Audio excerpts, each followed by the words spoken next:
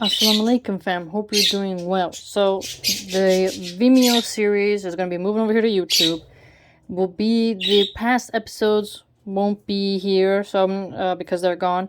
So, we're just going to start from one. Part 3, technically this one is. Even though we're later on in the book, we still got lots of nuggets to learn, so it should be no problem. Now, we were learning about what makes the Mongol army so unique at this time. Remember how we mentioned they're consisting of pure cavalry forces. There is no infantry. Another interesting thing, though, is that this army did not travel with a commissary or supply train.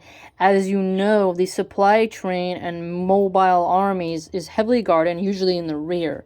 And if you were traveling through, the enemy forces would ambush you in the woods and try to take your supply train, and you'd be in some pretty big trouble if you lost your supply chain.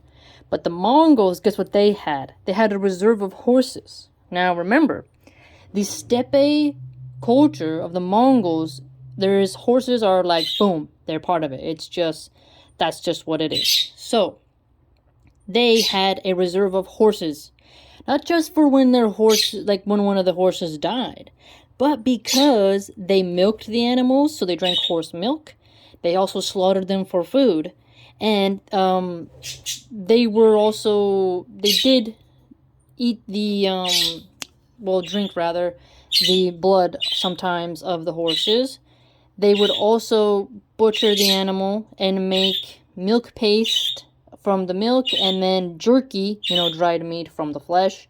But if there wasn't time to dry it, they would simply take a raw piece of meat and then put it under the saddle and then wait for it to get soft so that they could chew on it more easily.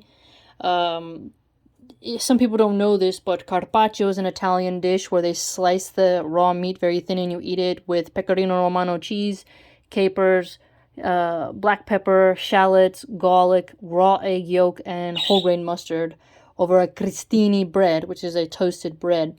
It's actually really fantastic.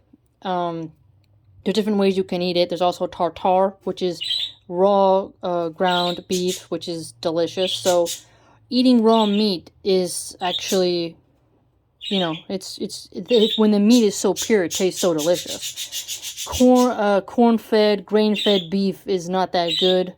Raw, usually grass-fed is better. And remember, the horses here were grazed a lot, so they would be grass-fed horse meat, so it would actually taste much better. But I digress. People like corn-fed and grain-fed because it has more fat in it, which is, a little bit different, but that is another issue. But what's interesting further is that when they would get that dried milk, they put it into the leather pouch and then mix water in with it. So the emphasis that is placed upon these soldiers is to eat while moving. Remember, they're extremely mobile. And Marco Polo had written down that they could travel 10 days without stopping for, any reason. So when the author notes that the Mongol army was very mobile, he isn't joking, okay? So they will drink on the go. They got milk paste, dried meat. They have what they need to keep on going. And instead of a supply train, like we said, there is a reserve of horses that will be used. So it's very fascinating learning about them. And then let's say they, get a little tired of the horse meat. The author had noted that they will hunt or loot. So the marauding culture is very apparent now in this time period. We are in the 12th century, 13th century time period, and they're on their way though to meet the jerky, remember? So it's very fascinating. Just each squad of 10 has a small tent. Each Mongol soldier has his tools for traveling.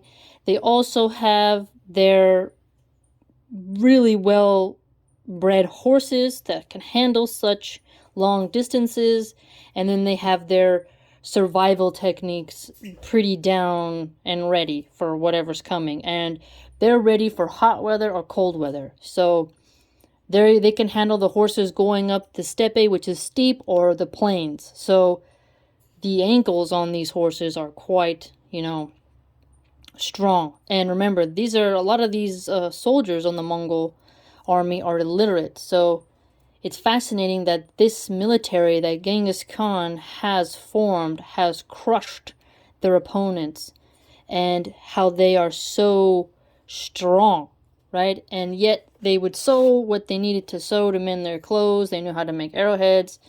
They're very skilled in survival. I mean, it is quite fascinating. So I thought I'd share those fun nuggets with you.